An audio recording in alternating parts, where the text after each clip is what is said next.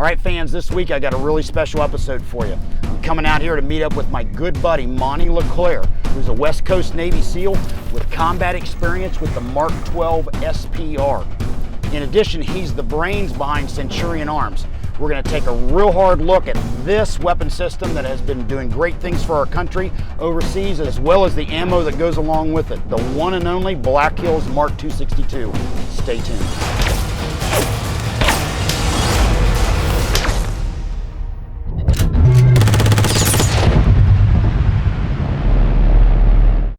The SPR is a concept that actually goes back to World War II in a lot of ways. The Germans started with the G43. It came with a scope rail already built into it, and the concept was a soldier could put a 4-power scope on it and use it as more or less a designated marksman rifle if need be, or if he had the skill set to do so. But really, the Soviets kind of took it to the next level with the SVD.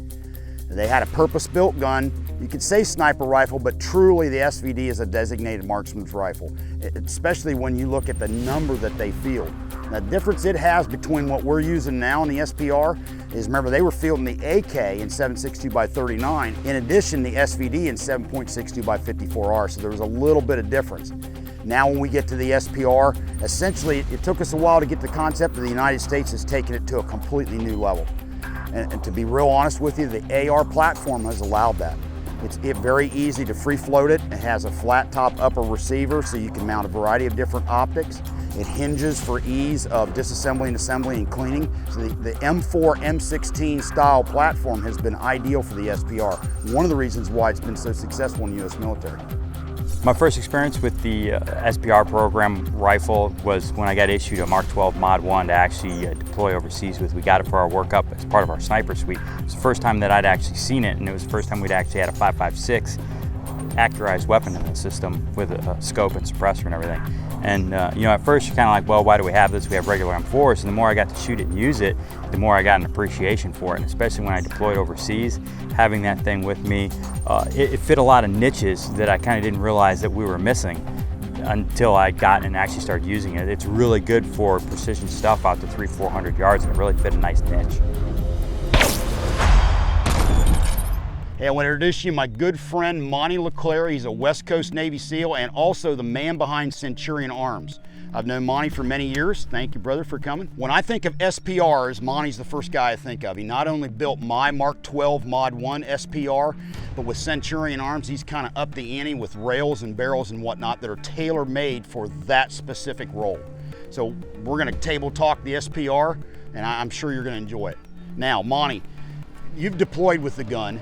How long were you overseas with it, and how much did you use it versus a standard M4?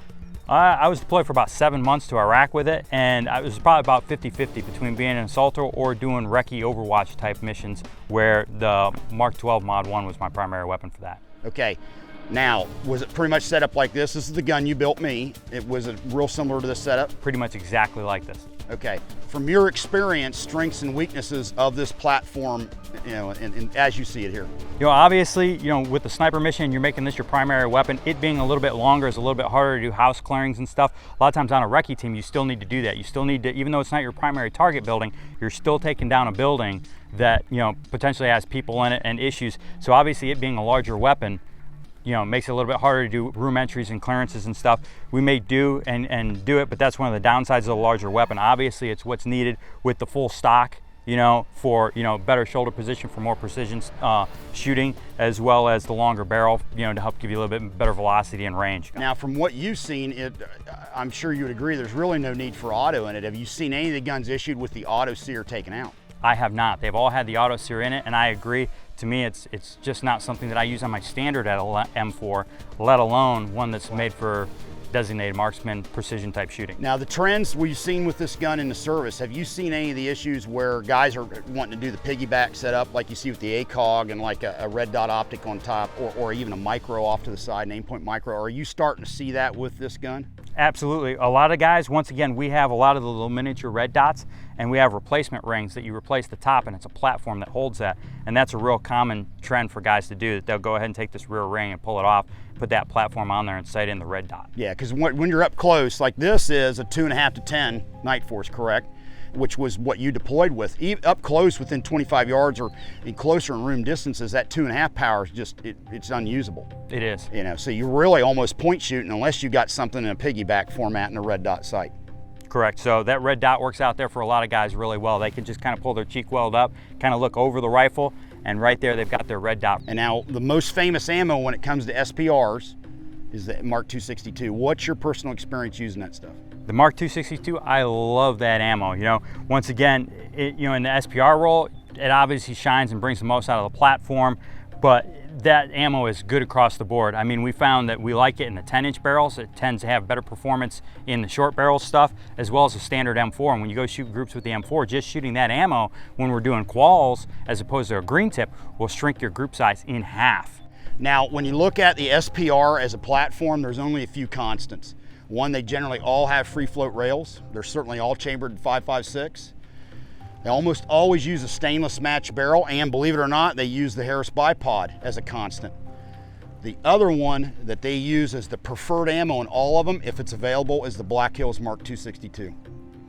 Now, next thing up, Monty and I are gonna take these guns out, start getting some rounds downrange, and we're gonna highlight each and every gun and the unique features about that particular platform for the folks at home. Hey, thanks for watching the Vickers Tactical YouTube channel. To subscribe, click here. And to watch some of my favorite videos, click here. Have a good one. LAV out.